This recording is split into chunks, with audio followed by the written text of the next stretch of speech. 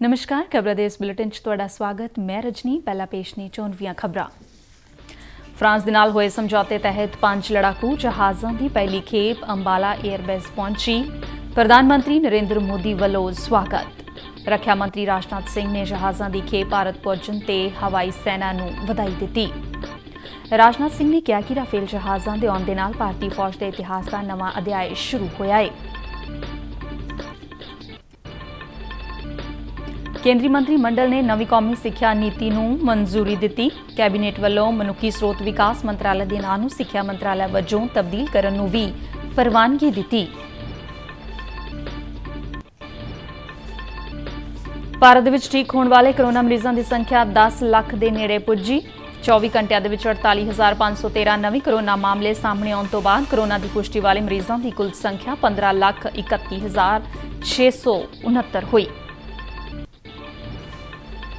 ਮੁੱਖ ਮੰਤਰੀ ਕੈਪਟਨ ਅਮਰਿੰਦਰ ਸਿੰਘ ਵੱਲੋਂ ਰੱਖੜੀ ਦੇ ਤਿਉਹਾਰ ਮੌਕੇ ਦੁਕਾਨਦਾਰਾਂ ਵੱਲੋਂ ਗ੍ਰਾਹਕਾਂ ਨੂੰ ਮਿਠਾਈਆਂ ਤੇ ਰੱਖੜੀ ਦੀ ਖਰੀਦ ਤੇ ਮੁਫਤ ਮਾਸਕ ਦੇਣ ਦੀ ਸਲਾਹ।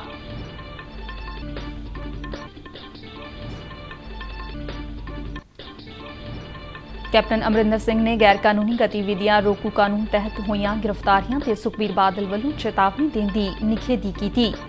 ਮੁੱਖ ਮੰਤਰੀ ਨੇ ਸੁਖਬੀਰ ਸਿੰਘ ਬਾਦਲ ਨੂੰ ਸੂਬੇ ਦੇ ਨੌਜਵਾਨਾਂ ਨੂੰ ਪੁਲਿਸ ਬਲ ਵਿਰੁੱਧ ਭੜਕਾ ਕੇ ਵੱਖਵਾਦੀਆਂ ਦੇ ਹੱਥਾਂ ਦੇ ਵਿੱਚ ਖੇਡਣ ਤੋਂ ਗੁਰੇਜ਼ ਕਰਨ ਦੀ ਨਸੀਹਤ ਦਿੱਤੀ। ਪੰਜਾਬ ਦੇ ਵਿੱਚ ਅੱਜ ਪੈਟਰੋਲ ਪੰਪ ਡੀਲਰਾਂ ਦੀ ਐਸੋਸੀਏਸ਼ਨ ਵੱਲੋਂ ਦਿੱਤੇ ਗਏ ਹੜਤਾਲ ਦੇ ਸੱਦੇ ਕਾਰਨ 3400 ਤੋਂ ਵੱਧ ਪੈਟਰੋਲ ਪੰਪ ਬੰਦ ਰਹੇ। ਤੇ ਹੁਣ ਖਬਰਾਂ ਵਿਸਥਾਰ ਨਾਲ। ਫਰਾਂਸ ਦੇ ਨਾਲ ਹੋਏ ਸਮਝੌਤੇ ਤਹਿਤ 36 ਰਾਫੇਲ ਲੜਾਕੂ ਜੈਟ ਜਹਾਜ਼ਾਂ ਦੇ ਵਿੱਚੋਂ 5 ਜਹਾਜ਼ਾਂ ਦੀ ਪਹਿਲੀ ਖੇਪ ਅੱਜ ਅੰਬਾਲਾ 에ਅਰਬੇਸ ਤੇ ਪਹੁੰਚੀ। ਅੱਜ ਦਾ ਦਿਨ ਭਾਰਤ ਵਾਸਤੇ ਇੱਕ ਇਤਿਹਾਸਿਕ ਦਿਨ ਸੀ ਜਦ ਭਾਰਤ ਨੇ ਗੁਆਂਢੀ ਮੁਲਕਾਂ ਤੇ ਰਣਨੀਤਿਕ ਬਿਹਤਰੀ ਦਰਜ ਕਰਦਿਆਂ ਇਹ ਰਾਫੇਲ ਲੜਾਕੂ ਜਹਾਜ਼ ਭਾਰਤ ਦੀ ਧਰਤੀ ਤੇ ਉਤਰੇ। ਰਾਫੇਲ ਲੜਾਕੂ ਜਹਾਜ਼ਾਂ ਦੇ ਨਾਲ ਭਾਰਤੀ ਸੈਨਾ ਦੀ ਹਵਾਈ ਤਾਕਤ ਦੇ ਵਿੱਚ ਹੋਰ ਇਜ਼ਾਫਾ ਹੋਵੇਗਾ। ਰਾਫੇਲ ਲੜਾਕੂ ਜੈਟ ਜਹਾਜ਼ ਦਾ ਵਿਸ਼ਵ ਪੱਧਰ ਤੇ ਬਹੁਤ ਵਧੀਆ ਰਿਕਾਰਡ ਹੈ। ਇਹ ਜਹਾਜ਼ ਕਰੂਜ਼ ਮਿਸਾਈਲ ਸਮੇਤ ਹੋਰ ਕਈ ਹਥਿਆਰਾਂ ਦੇ ਨਾਲ ਲੈਸ ਹੋ ਕੇ ਦੁਸ਼ਮਣ ਨੂੰ ਆਸਮਾਨ ਵਿੱਚ ਹੀ ਖਤਮ ਕਰਨ ਦੀ ਸਮਰੱਥਾ ਰੱਖਦੇ ਨੇ। ਰਾਫੇਲ ਲੜਾਕੂ ਜਹਾਜ਼ਾਂ ਦੀ ਇਸ ਖੇਪ ਨੇ ਕੱਲ ਸੰਯੁਕਤ ਅਰਬ ਅਮੀਰਾਤ ਤੱਕ ਦਾ ਸਫ਼ਰ ਤੈਅ ਕੀਤਾ ਤੇ ਅੱਜ ਇਹ ਅੰਬਾਲਾ 에ਅਰਬੇਸ ਤੇ ਉਤਰੇ। ਇਨ੍ਹਾਂ ਜਹਾਜ਼ਾਂ ਨੂੰ ਪ੍ਰਾਪਤ ਕਰਨ ਦੇ ਲਈ ਭਾਰਤੀ ਫੌਜ ਦੇ ਕਈ ਸੀਨੀਅਰ ਅਧਿਕਾਰੀ ਮੌਜੂਦ ਸਨ। ਫਰਾਂਸ ਵੱਲੋਂ 10 ਰਾਫੇਲ ਜਹਾਜ਼ ਪਹਿਲੋਂ ਨਿਰਧਾਰਿਤ ਸਮੇਂ ਤੇ ਉਪਲਬਧ ਕਰਵਾਏ ਜਾ ਰਹੇ ਨੇ, ਜਿਨ੍ਹਾਂ ਵਿੱਚੋਂ 5 ਅੱਜ ਪਹੁੰਚੇ ਨੇ ਤੇ ਹੋਰ 5 ਦੇ ਛੇਤੀ ਹੀ ਪਹੁੰਚਣ ਦੀ ਸੰਭਾਵਨਾ ਹੈ। 2021 ਦੇ ਅੰਤ ਤੱਕ ਬਾਕੀ ਦੇ ਸਾਰੇ ਜਹਾਜ਼ ਵੀ ਭਾਰਤ ਨੂੰ ਉਪਲਬਧ ਕਰਵਾ ਦਿੱਤੇ ਜਾਣਗੇ। ਭਾਰਤ ਵੱਲੋਂ ਕੋਈ 4 ਸਾਲ ਪਹਿਲਾਂ 36 ਰਾਫੇਲ ਲੜਾਕੂ ਜਹਾਜ਼ਾਂ ਦੀ ਖਰੀਦ ਦੇ ਲਈ ਸਮਝੌਤਾ ਕੀਤਾ ਗਿਆ ਸੀ।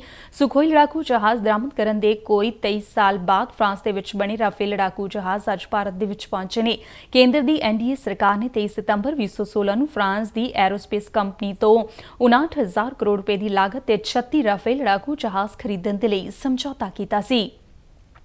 ਪ੍ਰਧਾਨ ਮੰਤਰੀ ਨਰਿੰਦਰ ਮੋਦੀ ਨੇ ਰਾਫੇਲ ਲੜਾਕੂ ਜਹਾਜ਼ਾਂ ਦੇ ਭਾਰਤ ਪੁੱਜਣ ਦਾ ਸਵਾਗਤ ਕੀਤਾ ਹੈ। ਸੰਸਕ੍ਰਿਤ ਭਾਸ਼ਾ ਦੇ ਵਿੱਚ ਸ਼ੇਅਰ ਕੀਤੇ ਗਏ ਟਵੀਟ ਦੇ ਨਾਲ ਪ੍ਰਧਾਨ ਮੰਤਰੀ ਵੱਲੋਂ ਅੰਬਾਲਾ 에ਅਰਬੇਸ ਤੇ ਰਾਫੇਲ ਲੜਾਕੂ ਜਹਾਜ਼ਾਂ ਦੀ ਲੈਂਡਿੰਗ ਦਾ ਇੱਕ ਛੋਟਾ ਜਿਹਾ ਵੀਡੀਓ ਵੀ ਸਾਂਝਾ ਕੀਤਾ ਗਿਆ। ਆਪਣੇ ਟਵੀਟ ਦੇ ਵਿੱਚ ਪ੍ਰਧਾਨ ਮੰਤਰੀ ਨੇ ਕਿਹਾ ਕਿ ਆਪਣੇ ਦੇਸ਼ ਦੀ ਰੱਖਿਆ ਕਰਨ ਤੋਂ ਚੰਗਾ ਗੁਣ ਹੋਰ ਕੋਈ ਨਹੀਂ ਹੋ ਸਕਦਾ ਅਤੇ ਰਾਸ਼ਟਰ ਦੀ ਸੁਰੱਖਿਆ ਵਰਗੀ ਹੋਰ ਕੋਈ ਪ੍ਰਤੀਗਿਆ ਨਹੀਂ ਹੋ ਸਕਦੀ। ਪ੍ਰਧਾਨ ਮੰਤਰੀ ਨੇ ਰਾਫੇਲ ਇਨ ਇੰਡੀਆ ਹੈਸ਼ਟੈਗ ਦੇ ਨਾਲ ਰਾਫੇਲ ਲੜਾਕੂ ਜਹਾਜ਼ ਦੇ ਭਾਰਤ ਪਹੁੰਚਣ ਤੇ ਸਵਾਗਤ ਕੀਤਾ ਹੈ। ਰੱਖਿਆ ਮੰਤਰੀ ਰਾਜਨਾਥ ਸਿੰਘ ਨੇ ਰਾਫੇਲ ਜਹਾਜ਼ਾਂ ਦੇ ਭਾਰਤ ਪਹੁੰਚਣ ਤੇ ਭਾਰਤੀ ਹਵਾਈ ਸੈਨਾ ਨੂੰ ਵਧਾਈ ਦਿੰਦਿਆਂ ਕਿਹਾ ਕਿ ਉਨ੍ਹਾਂ ਨੂੰ ਬਹੁਤ ਖੁਸ਼ੀ ਹੈ ਕਿ ਭਾਰਤੀ ਹਵਾਈ ਸੈਨਾ ਦੀ ਲੜਾਕੂ ਸਮਰੱਥਾ ਨੂੰ ਸਮੇਂ ਤੇ ਹੁਲਾਰਾ ਮਿਲਿਆ ਹੈ। ਰਾਜਨਾਥ ਸਿੰਘ ਨੇ ਕਿਹਾ ਕਿ ਭਾਰਤ ਦੇ ਵਿੱਚ ਰਾਫੇਲ ਜਹਾਜ਼ ਆਉਣ ਦੇ ਨਾਲ ਭਾਰਤੀ ਫੌਜ ਦੇ ਇਤਿਹਾਸ ਦੇ ਵਿੱਚ ਇੱਕ ਨਵਾਂ ਅਧਿਆਇ ਸ਼ੁਰੂ ਹੋਇਆ ਹੈ। ਉਨ੍ਹਾਂ ਕਿਹਾ ਕਿ ਰਾਫੇਲ ਲੜਾਕੂ ਜਹਾਜ਼ਾਂ ਨੂੰ ਉਦੋਂ ਹੀ ਖਰੀਦਿਆ ਗਿਆ ਜਦ ਭਾਰਤੀ ਹਵਾਈ ਸੈਨਾ ਦੀਆਂ ਸੰਚਾਲਨ ਲੋੜਾਂ ਦੇ ਇਹ ਬਿਲਕੁਲ ਕਾਬਲ ਹੋ ਗਿਆ। ਰੱਖਿਆ ਮੰਤਰੀ ਨੇ ਕਿਹਾ ਕਿ ਜੇ ਕਿਸੇ ਨੂੰ ਸਾਡੀ ਨਵੀਂ ਸਮਰੱਥਾ ਦੀ ਚਿੰਤਾ ਹੈ ਤਾਂ ਉਹੀ ਲੋਕ ਨੇ ਜੋ ਸਾਡੀ ਅਖੰਡਤਾ ਨੂੰ ਖਤਰਾ ਪੈਦਾ ਕਰਨਾ ਚਾਹੁੰਦੇ ਨੇ। ਕੇਂਦਰੀ ਮੰਤਰੀ ਮੰਡਲ ਨੇ ਨਵੀਂ ਕੌਮੀ ਸਿੱਖਿਆ ਨੀਤੀ ਨੂੰ ਪ੍ਰਵਾਨਗੀ ਦੇ ਦਿੱਤੀ ਹੈ। ਇਸ ਸੰਬੰਧੀ ਜਾਣਕਾਰੀ ਦਿੰਦਿਆਂ ਉੱਚ ਸਿੱਖਿਆ ਵਿਭਾਗ ਦੇ ਸਕੱਤਰ ਅਮਿਤ ਖਰੇ ਨੇ ਦੱਸਿਆ ਕਿ 34 ਸਾਲ ਬਾਅਦ ਨਵੀਂ ਸਿੱਖਿਆ ਨੀਤੀ ਲਿਆਂਦੀ ਗਈ ਹੈ, ਜਿਸ ਦੇ ਲਈ ਖਰੜਾ ਤਿਆਰ ਕਰਨ ਵਾਸਤੇ 2 ਕਮੇਟੀਆਂ ਗਠਿਤ ਕੀਤੀਆਂ ਗਈਆਂ ਸਨ।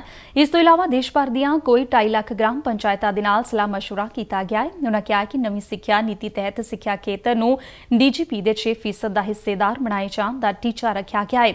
ਇਸ ਤੋਂ ਇਲਾਵਾ ਸਿੱਖਿਆ ਪ੍ਰਣਾਲੀ ਦੇ ਵਿੱਚ ਵਿਸ਼ਿਆਂ ਦੀ ਚੋਣ ਸੰਬੰਧੀ ਵਧੇਰੇ ਲਚਕਤਾ ਲਿਆਉਣ ਦੀ ਕੋਸ਼ਿਸ਼ ਕੀਤੀ ਗਈ ਹੈ। जैसा माननीय मंत्री जी ने बताया, आज ऐतिहासिक दिन है। 34 साल के बाद देश को एक नई शिक्षा नीति मिली है। मैं संक्षिप्त प्रस्तुतिकरण के माध्यम से पुरानी शिक्षा नीति के मुकाबले हम नई शिक्षा नीति में कहाँ हैं, जो बड़े परिवर्तन हैं वो क्या हो रहे हैं उच्च शिक्षा, स्कूल शिक्षा में, और इसका क्या आउटकम रहेगा, कितने छात्र छात्राएं लाभान्वित होंगे, किस प्रकार से नए संस्थान खुलेंगे, इस पर एक प्रेजेंटेशन है सर, ज़्यादा लंबा नहीं है। इट इज़ ਭਾਰਤੀ ਪੁਲਾੜ ਸੰਗਠਨ ਈਸਰੋ ਦੇ ਸਾਬਕਾ ਮੁਖੀ ਕੇ ਕਸਤੂਰੀ ਰੰਗਨ ਦੀ ਅਗਵਾਈ ਵਾਲੇ ਪੈਨਲ ਨੇ ਕੌਮੀ ਸਿੱਖਿਆ ਨੀਤੀ ਦਾ ਖਰੜਾ ਪਿਛਲੇ ਵਰੇ ਮਨੁੱਖੀ ਸਰੋਤ ਵਿਕਾਸ ਮੰਤਰੀ ਰਮੇਸ਼ ਪੋਖਰਿਆਲ ਨਿਸ਼ੰਕ ਨੂੰ ਸੌਂਪਿਆ ਸੀ, ਜਿਸ ਮਗਰੋਂ ਖਰੜੇ ਤੇ ਵਿਚਾਰ ਦੇ ਲਈ ਇਸ ਨੂੰ ਵੱਖ-ਵੱਖ ਧਿਰਾਂ ਕੋਲ ਭੇਜਿਆ ਗਿਆ ਅਤੇ ਲੋਕਾਂ ਕੋਲੋਂ ਵੀ ਸੁਝਾਅ ਮੰਗੇ ਗਏ। ਅਧਿਕਾਰੀ ਨੇ ਦੱਸਿਆ ਕਿ ਮੰਤਰੀ ਮੰਡਲ ਵੱਲੋਂ ਖਰੜੇ ਨੂੰ ਪ੍ਰਵਾਨ ਕਰ ਲਿਆ ਗਿਆ ਹੈ। ਮੌਜੂਦਾ ਕੌਮੀ ਸਿੱਖਿਆ ਨੀਤੀ ਨੂੰ 1986 ਦੇ ਵਿੱਚ ਤਿਆਰ ਕੀਤਾ ਗਿਆ ਸੀ ਅਤੇ 1992 ਦੇ ਵਿੱਚ ਲੋੜੀਂਦੀਆਂ ਸੋਧਾਂ ਵੀ ਕੀਤੀਆਂ ਗਈਆਂ ਸਨ। ਖਰੜਾ ਤਿਆਰ ਕਰਨ ਵੇਲੇ ਮਾਹਿਰਾਂ ਦੀ ਕਮੇਟੀ ਵੱਲੋਂ ਸਾਬਕਾ ਕੈਬਨਿਟ ਸਕੱਤਰ TSR ਸੁਬਰਮਨਿਅਮ ਦੀ ਅਗਵਾਈ ਵਿੱਚ ਬਣੀ ਪੈਨਲ ਦੀ ਰਿਪੋਰਟ ਨੂੰ ਧਿਆਨ ਵਿੱਚ ਰੱਖਿਆ ਗਿਆ ਸੀ। ਬੀਜੇਪੀ ਨੇ 2014 ਦੀਆਂ ਆਮ ਚੋਣਾਂ ਤੋਂ ਪਹਿਲਾਂ ਨਵੀਂ ਸਿੱਖਿਆ ਨੀਤੀ ਨੂੰ ਮੈਨੀਫੈਸਟੋ ਦਾ ਹਿੱਸਾ ਬਣਾਇਆ ਸੀ। ਕੈਬਨਿਟ ਨੇ ਮਨੁੱਖੀ ਸਰੋਤ ਮੰਤਰਾਲੇ ਦੇ ਨਾਂ ਨੂੰ ਸਿੱਖਿਆ ਮੰਤਰਾਲੇ ਵਜੋਂ ਤਬਦੀਲ ਕਰਨ ਨੂੰ ਵੀ ਮਨਜ਼ੂਰੀ ਦੇ ਦਿੱਤੀ ਹੈ। ਕੇਂਦਰ ਸਰਕਾਰ ਨੇ ਸ਼ਹਿਰੀ ਹਵਾਬਾਜ਼ੀ ਦੇ ਖੇਤਰ ਦੇ ਵਿੱਚ ਸਿੱਧੀ ਵਿਦੇਸ਼ੀ ਸਰਮਾਏਕਾਰੀ ਦੇ ਵਿੱਚ ਸੌਦਾ ਸੰਬੰਧੀ ਨੋਟੀਫਿਕੇਸ਼ਨ ਜਾਰੀ ਕੀਤਾ ਹੈ, ਜਿਸ ਅਨੁਸਾਰ ਪ੍ਰਵਾਸੀ ਭਾਰਤੀ ਨਾਗਰਿਕ ਏਅਰ ਇੰਡੀਆ ਦੇ ਵਿੱਚ 100% ਸਰਮਾਏਕਾਰੀ ਕਰ ਸਕਣਗੇ। ਨੋਟੀਫਿਕੇਸ਼ਨ ਅਨੁਸਾਰ ਵਿਦੇਸ਼ੀ ਏਅਰਲਾਈਨਾਂ ਸਮੇਤ ਏਅਰ ਇੰਡੀਆ ਦੇ ਵਿੱਚ ਸਿੱਧੀ ਵਿਦੇਸ਼ੀ ਸਰਮਾਏਕਾਰੀ ਦੀ ਹੱਦ 49% ਤੋਂ ਵੱਧ ਨਹੀਂ ਹੋਵੇਗੀ, ਜੋ ਸਿੱਧੇ ਜਾਂ ਅਸਿੱਧੇ ਤੌਰ ਤੇ ਕੀਤੀ ਜਾਣੀ ਹੋਵੇ, ਪਰ ਭਾਰਤੀ ਪ੍ਰਵਾਸੀ ਨਾਗਰਿਕਾਂ ਤੇ ਇਹ ਪਾਬੰਦੀ ਲਾਗੂ ਨਹੀਂ ਹੋਵੇਗੀ ਅਤੇ ਉਹਨਾਂ ਨੂੰ 100% ਸਰਮਾਏਕਾਰੀ ਕਰਨ ਦੀ ਇਜਾਜ਼ਤ ਦਿੱਤੀ ਗਈ ਹੈ। ਕੇਂਦਰੀ ਕੈਬਨਿਟ ਨੇ ਇਸ ਵਰੇ ਮਾਰਚ ਦੇ ਵਿੱਚ ਸਿੱਧੀ ਵਿਦੇਸ਼ੀ ਸਰਮਾਏਕਾਰੀ ਦੇ ਨਿਯਮਾਂ ਦੇ ਵਿੱਚ ਸੋਧ ਨੂੰ ਪ੍ਰਵਾਨਗੀ ਦਿੱਤੀ ਸੀ, ਜਿਸ ਦੇ ਨਾਲ ਭਾਰਤੀ ਪ੍ਰਵਾਸੀ ਨਾਗਰਿਕਾਂ ਨੂੰ ਏਅਰ ਇੰਡੀਆ ਦੇ ਵਿੱਚ 100% ਸਰਮਾਏਕਾਰੀ ਕਰਨ ਦੀ ਇਜਾਜ਼ਤ ਦਿੱਤੀ ਗਈ ਸੀ। ਕੇਂਦਰ ਸਰਕਾਰ ਨੇ ਏਅਰ ਇੰਡੀਆ ਦੇ ਵਿੱਚ ਆਪਣੀ ਪੂਰੀ ਹਿੱਸੇਦਾਰੀ ਨੂੰ ਵੇਚਣ ਤੇ ਲਗਾਇਆ ਹੋਇਆ ਹੈ। ਨਵੀਂ ਸੋਧ ਮੁਤਾਬਿਕ ਪ੍ਰਵਾਸੀ ਭਾਰਤੀ ਏਅਰ ਇੰਡੀਆ ਵਿੱਚ ਹੁਣ 100% ਸਰਮਾਏਕਾਰੀ ਕਰ ਸਕਣਗੇ, ਜੋ ਪਹਿਲਾਂ 49% ਤੱਕ ਸੀਮਿਤ ਸੀ। ਕੇਂਦਰੀ ਯੁਵਾ ਮਾਮਲਿਆਂ ਬਾਰੇ ਰਾਜ ਮੰਤਰੀ ਕਿਰਨ ਰਿਜਿਜੂ ਨੇ ਕਿਹਾ ਕਿ ਵੱਖ-ਵੱਖ ਖੇਤਰਾਂ ਤੋਂ ਆਏ ਲੋਕਾਂ ਨੂੰ ਅਪਣਾਉਣਾ ਅਤੇ ਉਹਨਾਂ ਦਾ ਸਤਿਕਾਰ ਕਰਨਾ ਕੌਮੀ ਏਕਤਾ ਦੀ ਕੁੰਜੀ ਹੈ। ਨਵੀਂ ਦਿੱਲੀ ਦੇ ਵਿੱਚ ਕੌਮੀ ਮਹਿਲਾ ਕਮਿਸ਼ਨ ਦੇ ਇੱਕ ਵੈਬਨਾਰ ਨੂੰ ਸੰਬੋਧਨ ਕਰਦਿਆਂ ਰਿਜਿਜੂ ਨੇ ਕਿਹਾ ਕਿ ਗੈਰ ਸਰਕਾਰੀ ਸੰਗਠਨਾਂ ਰਾਹੀਂ ਉੱਤਰ ਪੂਰਬ ਦੇ ਲੋਕਾਂ ਦੇ ਸ਼ਕਤੀਕਰਨ ਦੀ ਲੋੜ ਹੈ। ਉਨ੍ਹਾਂ ਕੌਮੀ ਮਹਿਲਾ ਕਮਿਸ਼ਨ ਨੂੰ ਨਸਲੀ ਅਤੇ ਸਮਾਜਿਕ ਵਿਤਕਰੇ ਦੀ ਮਾਨਸਿਕਤਾ ਖਿਲਾਫ ਹੋਰ ਸ਼ਕਤੀ ਦੇ ਨਾਲ ਨਜਿੱਠਣ ਦੀ ਅਪੀਲ ਕੀਤੀ। ਰਿਜਿਜੂ ਨੇ ਕਿਹਾ ਕਿ ਸੂਬਾ ਸਰਕਾਰਾਂ ਬਿਹਤਰ ਤਾਲਮੇਲ ਦੇ ਨਾਲ ਉੱਤਰ ਪੂਰਬ ਦੇ ਖੇਤਰ ਦੇ ਏਕੀਕਰਨ ਦੇ ਵਿੱਚ ਮਹੱਤਵਪੂਰਨ ਭੂਮਿਕਾ ਨਿਭਾ ਸਕਦੀਆਂ ਨੇ। ਇਸ ਦੌਰਾਨ ਉਨ੍ਹਾਂ ਨੇ ਉੱਤਰ ਪੂਰਬ ਦੇ ਵਿੱਚ ਮਹਿਲਾਵਾਂ ਦੇ ਜੀਵਨ ਅਤੇ ਉਨ੍ਹਾਂ ਦੇ ਸ਼ਕਤੀਕਰਨ ਸੰਬੰਧੀ ਗੱਲਬਾਤ ਕੀਤੀ। ਵੈਬਨਾਰ ਨੂੰ ਕੌਮੀ ਮਹਿਲਾ ਕਮਿਸ਼ਨ ਦੀ ਚੇਅਰਪਰਸਨ ਰੇਖਾ ਸ਼ਰਮਾ ਵੱਲੋਂ ਵੀ ਸੰਬੋਧਨ ਕੀਤਾ ਗਿਆ ਅਤੇ ਉਨ੍ਹਾਂ ਉੱਤਰ ਪੂਰਬ ਸੂਬਿਆਂ ਦੇ ਵਿੱਚ ਮਹਿਲਾਵਾਂ ਦੇ ਸ਼ਕਤੀਕਰਨ ਦੇ ਲਈ ਆਰਥਿਕ ਵਸੀਲਿਆਂ ਦੇ ਮੌਕੇ ਸਿਰਜੇ ਜਾਣ ਦੀ ਲੋੜ ਤੇ ਜ਼ੋਰ ਦਿੱਤਾ।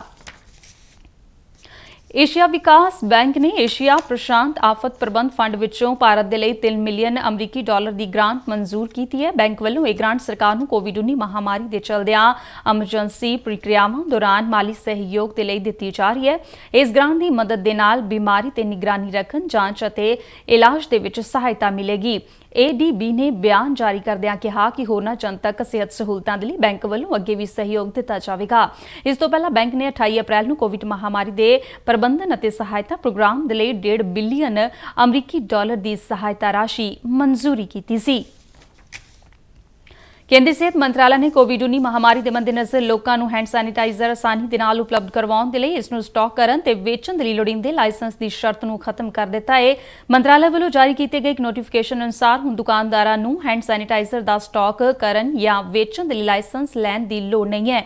ਮੰਤਰਾਲਾ ਨੇ ਡਰੱਗਸ ਅਤੇ ਕਾਸਮੈਟਿਕ ਐਕਟ ਦੀਆਂ ਤਜਵੀਜ਼ਾਂ ਹੇਠ ਹੈਂਡ ਸੈਨੀਟਾਈਜ਼ਰ ਨੂੰ ਲਾਇਸੈਂਸ ਤੋਂ ਮੁਕਤ ਕਰਨ ਸੰਬੰਧੀ ਨੋਟੀਫਿਕੇਸ਼ਨ ਜਾਰੀ ਕੀਤਾ ਹੈ, ਪਰ ਨਾਲ ਹੀ ਕਿਹਾ ਹੈ ਕਿ ਪਰਚੂਨ ਦੁਕਾਨਦਾਰਾਂ ਨੂੰ ਇਹ ਯਕੀਨੀ ਬਣਾਉਣਾ ਹੋਵੇਗਾ ਕਿ ਸੈਨੀਟਾਈਜ਼ਰ ਦੀ ਮਿਆਦ ਦੀ ਮਿਤੀ ਖਤਮ ਹੋਣ ਤੋਂ ਬਾਅਦ ਨਾ ਤਾਂ ਇਹ ਵੇਚਿਆ ਜਾਵੇ ਤੇ ਨਾ ਹੀ ਇਸ ਦਾ ਸਟਾਕ ਕੀਤਾ ਜਾਵੇ। ਨੋਟੀਫਿਕੇਸ਼ਨ ਦੇ ਵਿੱਚ ਕਿਹਾ ਗਿਆ ਹੈ ਕਿ ਲੋਕਾਂ ਵੱਲੋਂ ਮੰਤਰਾਲੇ ਨੂੰ ਹੈਂਡ ਸੈਨੀਟਾਈਜ਼ਰ ਦੀ ਸੁਖਾਲੀ ਉਪਲਬਧਤਾ ਦੇ ਲਈ ਇਸ ਨੂੰ ਲਾਇਸੈਂਸ ਮੁਕਤ ਕਰਨ ਦੀ ਮੰਗ ਕੀਤੀ ਗਈ ਸੀ, ਜਿਸ ਤੋਂ ਬਾਅਦ ਮੰਤਰਾਲੇ ਨੇ 27 ਜੁਲਾਈ ਨੂੰ ਨੋਟੀਫਿਕੇਸ਼ਨ ਜਾਰੀ ਕਰਕੇ ਇਸ ਦੀ ਵਿਕਰੀ ਤੇ ਸਟਾਕ ਨੂੰ ਲਾਇਸੈਂਸ ਮੁਕਤ ਕਰ ਦਿੱਤਾ ਹੈ।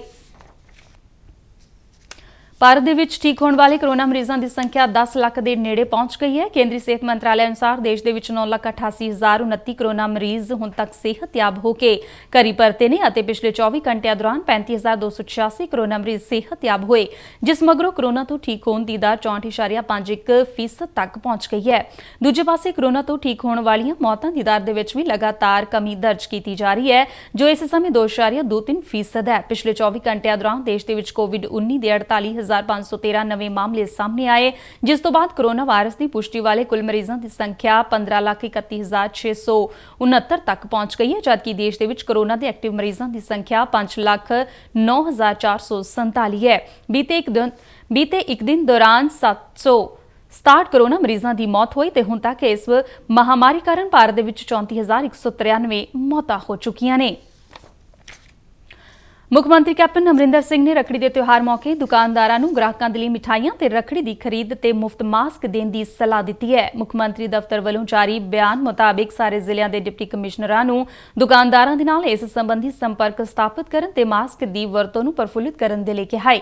ਮੁੱਖ ਮੰਤਰੀ ਕੈਪਟਨ ਅਮਰਿੰਦਰ ਸਿੰਘ ਨੇ ਹਾਲ ਹੀ ਦੇ ਵਿੱਚ ਸਿਹਤ ਮਹਿਕਮੇ ਨੂੰ ਬੱਸ ਅੱਡਿਆਂ ਤੇ ਹੋਰਨਾਂ ਸੰਵੇਦਨਸ਼ੀਲ ਟਿਕਾਣਿਆਂ ਤੇ ਮਾਸਕ ਦੀ ਵੰਡ ਦੇ ਲਈ ਮਸ਼ੀਨਾਂ ਸਥਾਪਿਤ ਕਰਨ ਦੀ ਹਦਾਇਤ ਦਿੱਤੀ ਸੀ ਅਤੇ ਨਾਲ ਹੀ ਗਰੀਬ ਲੋਕਾਂ ਨੂੰ ਰਾਸ਼ਨ ਦੀਆਂ ਕਿੱਟਾਂ ਦੇ ਨਾਲ ਮਾਸਕ ਮੁਹੱਈਆ ਕਰਵਾਉਣ ਦੇ ਲਈ ਕਿਹਾ ਸੀ।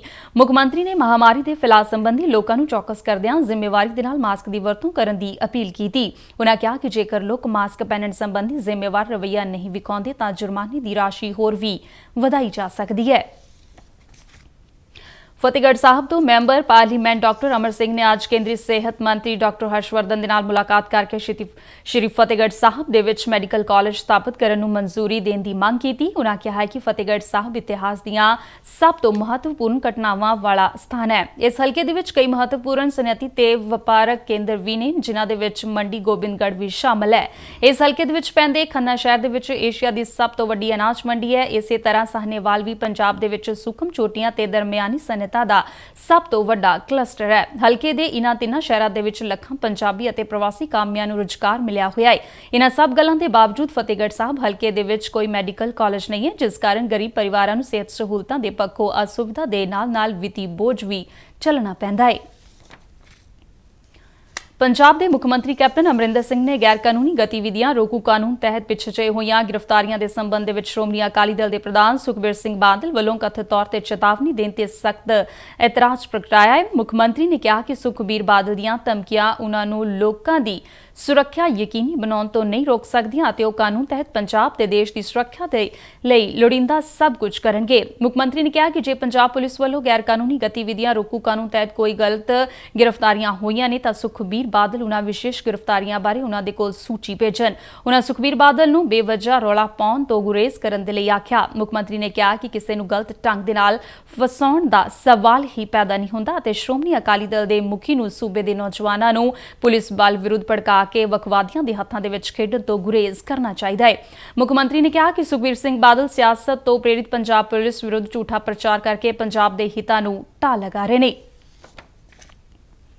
ਪੰਜਾਬ ਦੇ ਪੈਟਰੋਲ ਪੰਪ ਡੀਲਰਾਂ ਦੀ ਐਸੋਸੀਏਸ਼ਨ ਵੱਲੋਂ ਐਲਾਨੀ ਗਈ ਇੱਕ ਦਿਨਾ ਹੜਤਾਲ ਦੇ ਮੱਦੇਨਜ਼ਰ ਅੱਜ ਸੂਬੇ ਦੇ ਵਿੱਚ 3400 ਤੋਂ ਵੱਧ ਪੈਟਰੋਲ ਪੰਪ ਬੰਦ ਰਹੇ, ਜਿਸ ਦੇ ਨਾਲ ਕਈ ਥਾਈਂ ਲੋਕਾਂ ਨੂੰ ਮੁਸ਼ਕਲਾਂ ਦਾ ਸਾਹਮਣਾ ਕਰਨਾ ਪਿਆ। ਪੈਟਰੋਲ ਪੰਪ ਡੀਲਰ ਐਸੋਸੀਏਸ਼ਨ ਦੇ ਸੂਬਾ ਪ੍ਰਧਾਨ ਪਰਮਜੀਤ ਸਿੰਘ ਨੇ ਕਿਹਾ ਕਿ ਸੂਬੇ ਦੇ ਵਿੱਚ ਪੈਟਰੋਲ ਅਤੇ ਡੀਜ਼ਲ ਦੀਆਂ ਕੀਮਤਾਂ ਤੇ ਜ਼ਿਆਦਾ ਟੈਕਸ ਦਰ ਦੇ ਵਿਰੋਧ ਦੇ ਵਿੱਚ ਹੜਤਾਲ ਕੀਤੀ ਗਈ ਹੈ। ਉਨ੍ਹਾਂ ਕਿਹਾ ਕਿ ਪਿਛਲੇ ਸਮੇਂ ਤੋਂ ਵਧੀਆਂ ਕੀਮਤਾਂ ਤੇ ਵੱਧ ਟੈਕਸ ਦਰ ਦੇ ਚੱਲਦਿਆਂ ਪੈਟਰੋਲ ਪੰਪ ਮਾਲਕਾਂ ਨੂੰ ਭਾਰੀ ਮਾਲੀ ਨੁਕਸਾਨ ਝੱਲਣਾ ਪੈ ਰਿਹਾ ਹੈ, ਜਿਸ ਕਾਰਨ ਉਨ੍ਹਾਂ ਦੇ ਇੱਕ ਐਸੋਸੀਏਸ਼ਨ ਮੈਂਬਰ ਨੇ ਖੁਦਕੁਸ਼ੀ ਵੀ ਕੀਤੀ ਹੈ। ਪਰਮਜੀਤ ਸਿੰਘ ਨੇ ਕਿਹਾ ਕਿ ਪੰਜਾਬ ਦੇ ਗਵਾਂਢੀ ਸੂਬਿਆਂ ਦੇ ਵਿੱਚ ਤੇਲ ਉੱਪਰ ਵੈਟ ਦੀ ਦਰ ਪੰਜਾਬ ਨਾਲੋਂ ਕਾਫੀ ਘੱਟ ਹੈ, ਜਿਸ ਕਰਕੇ ਪੰਜਾਬ ਦੇ ਸਰਹੱਦੀ ਜ਼ਿਲ੍ਹਿਆਂ ਦੇ ਪੈਟਰੋਲ ਪੰਪ ਡੀਲਰਾਂ ਨੂੰ ਜ਼ਿਆਦਾ ਨੁਕਸਾਨ ਝੱਲਣਾ ਪੈਂਦਾ ਹੈ।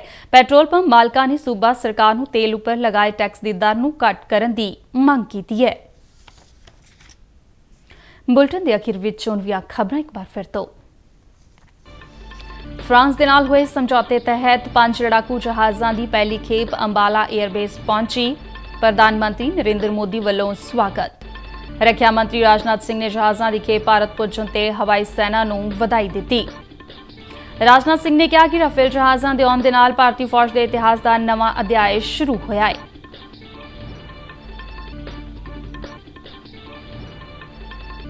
ਕੇਂਦਰੀ ਮੰਤਰੀ ਮੰਡਲ ਨੇ ਨਵੀਂ ਕੌਮੀ ਸਿੱਖਿਆ ਨੀਤੀ ਨੂੰ ਮਨਜ਼ੂਰੀ ਦਿੱਤੀ।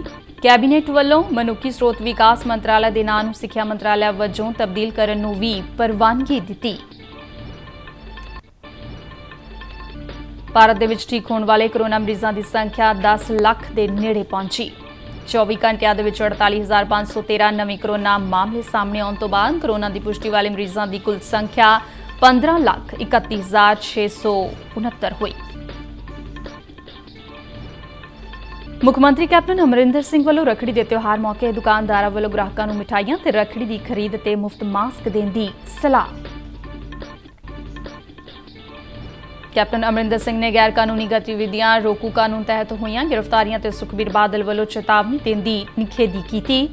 ਮੁੱਖ ਮੰਤਰੀ ਨੇ ਸੁਖਬੀਰ ਸਿੰਘ ਬਾਦਲ ਨੂੰ ਸੂਬੇ ਦੇ ਨੌਜਵਾਨਾਂ ਨੂੰ ਪੁਲਿਸ ਬਲ ਵਿਰੁੱਧ ਭੜਕਾ ਕੇ ਵੱਖਵਾਦੀਆਂ ਦੇ ਹੱਥਾਂ ਦੇ ਵਿੱਚ ਖੇਡਣ ਤੋਂ ਗੁਰੇਜ਼ ਕਰਨ ਦੀ ਨਸੀਹਤ ਦਿੱਤੀ। ਪੰਜਾਬ ਦੇ ਵਿੱਚ ਅੱਜ ਪੈਟਰੋਲ ਪੰਪ ਡੀਲਰਾਂ ਦੀ ਐਸੋਸੀਏਸ਼ਨ ਵੱਲੋਂ ਦਿੱਤੇ ਗਏ ਹੜਤਾਲ ਦੇ ਸੱਦੇ ਕਾਰਨ 3400 ਤੋਂ ਵੱਧ ਪੈਟਰੋਲ ਪੰਪ ਬੰਦ ਰਹੇ। ਇਸ ਦੇ ਨਾਲ ਹੀ ਖਬਰਾਂ ਦਾ ਇਹ ਬੁਲੇਟਿਨ ਖਤਮ ਹੁੰਦਾ ਹੈ। ਨਮਸਕਾਰ।